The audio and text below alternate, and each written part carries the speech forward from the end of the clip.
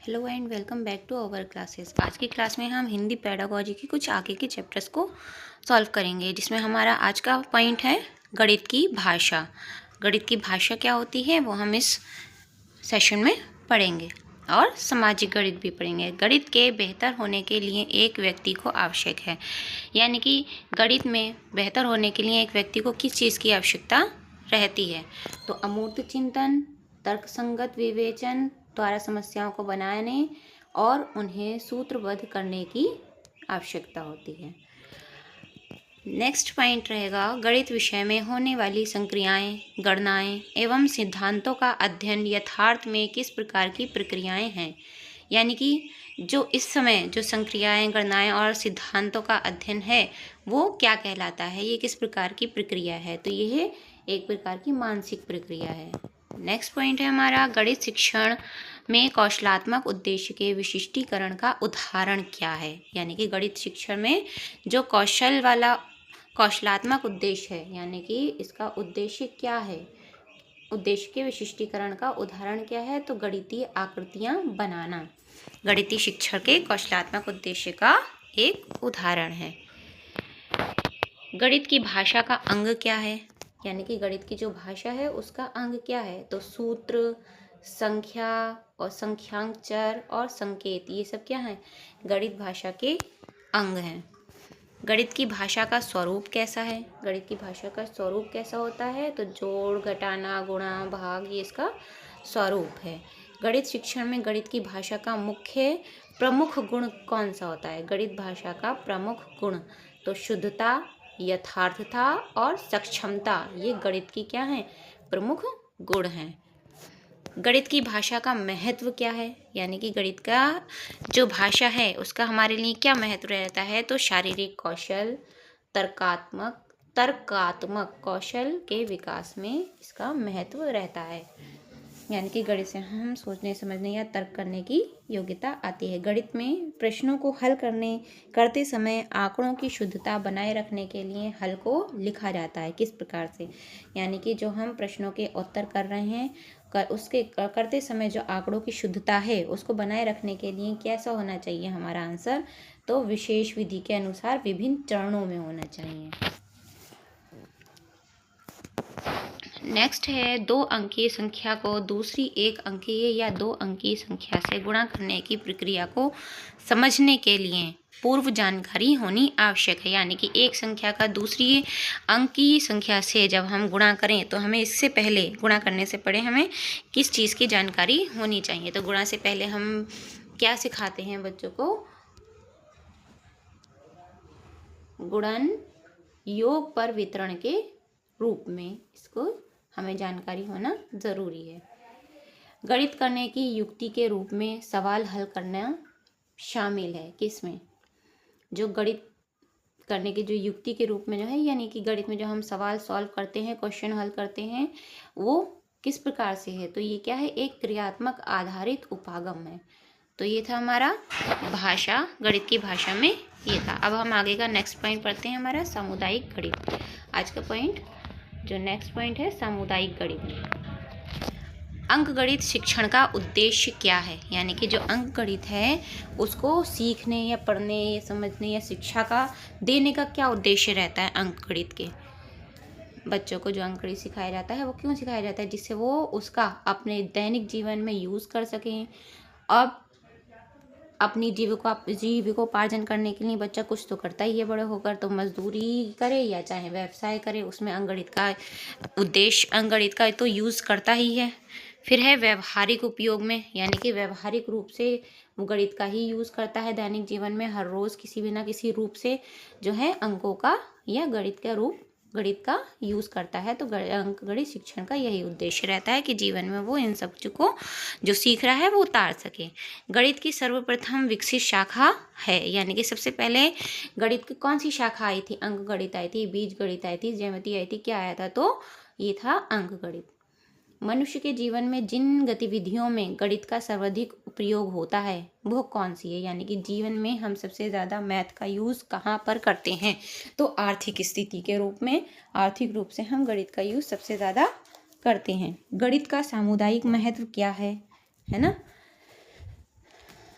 तो गणित का जो सामुदायिक महत्व है वो नैतिक दृष्टि से है, सामाजिक दृष्टि से है, सांस्कृतिक दृष्टि से है इसका महत्व।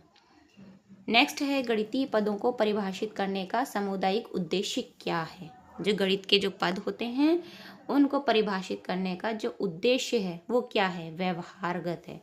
गणित एक विज्ञान है जिसकी सहायता से आवश्यक निष्कर्ष निकाले जाते हैं। यह डेफिनेशन किसने दी है कि गणित एक विज्ञान है जिसकी मदद से हम जो आवश्यक आंसर होते हैं या निष्कर्ष होते हैं वो निकाले जाते हैं। ये कथन है पियर्स का।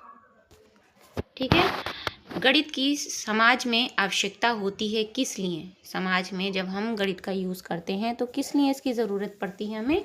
तो लेन देन करने में, व्यापार करने में, उद्योग करने में। जैसे अभी आपने ऊपर पढ़ा, इसकी आवश्यकता या उद्देश्य क्या रहता है कि बच्चा दैनिक जीवन में इसका यूज़ कर सके, अपने व्यवसाय में, अपने जो भी दिनचर्या के कार्य हैं उसमें।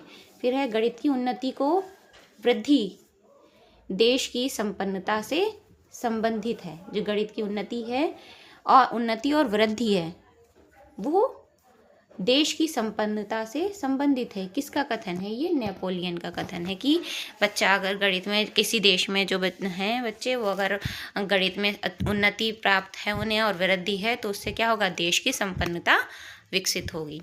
अब है सामुदायिक गणित अंतः निहित होता है। जो सामुदायिक गणित होता है वो किसमें निहित होता है? तो ये होता है अंक गणित में। गणित शिक्षण का महत्व है, यानी कि गणित जो सिखाया जाता है उसका महत्व क्या है? तो विज्ञान में भी इसका महत्व है, समुदाय में भी और सिद्धांत एवं तर्क में भी इसका महत्व रहता है। आदर्श शिक्षा वह है जो बालक को देश के लिए योग्य नागरिक बनाने में सहायता प्रदान करती है।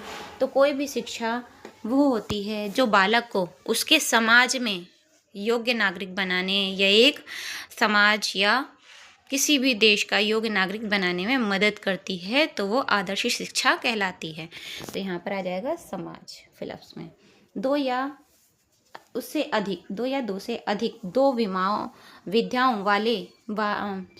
विमानों वाली वस्तुओं के मापों की तुलना करने के लिए सर्वाधिक उपयुक्त होता है तो प्रेक्षण।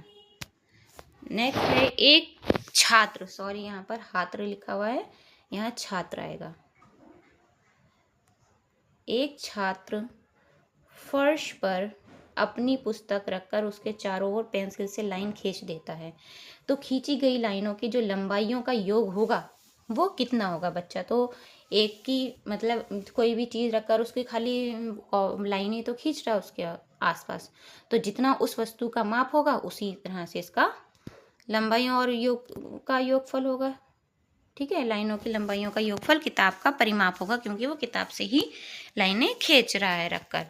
गणित शिक्षण का मुख्य उद्देश्य, गणित शिक्षण का उद्देश्य क्या रहता है? तो तार्किक ढंग से सोचने समझने की क्षमता विकसित करने का उद्देश्य रहता है गणित शिक्षा प्रदान करने के।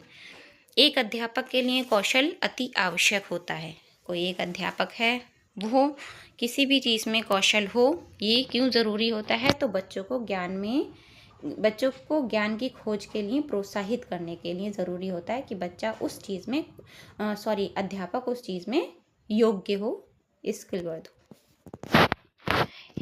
एक गणित अध्यापक बच्चों में गणना करने की शक्ति को बढ़ा सकता है। यानी कि कोई भी एक गणित का जो अध्यापक है वो बच्चों में उनकी जो गणना करने की जो शक्ति है, यानी कि क्वेश्चन सॉल्व करने या हल करने की जो शक्ति है वो बढ़ा सकता है। किस तरह से? तो शिक्षण के दौरान कक्षा में क्रियाशील गतिविधियों का आयोजन करके। वैसे भी कोई भी चीज़ अगर सिखाई जाए तो बच्चों को उसमें इन्वॉल्व करेंगे तभी बच्चे उस चीज़ को जल्दी से सीख पाते हैं और उनका विकास भी रहता है। तो शिक्षण के दौरान कक्षा में क्रियाशील गतिविधियों का आयोजन करके जो है एक अध्यापक जो है बच्चों की गणना शक्ति को बढ़ा सकता है। शिक्षा की बैंकिंग मॉडल के लिए सही है? क्या सही है?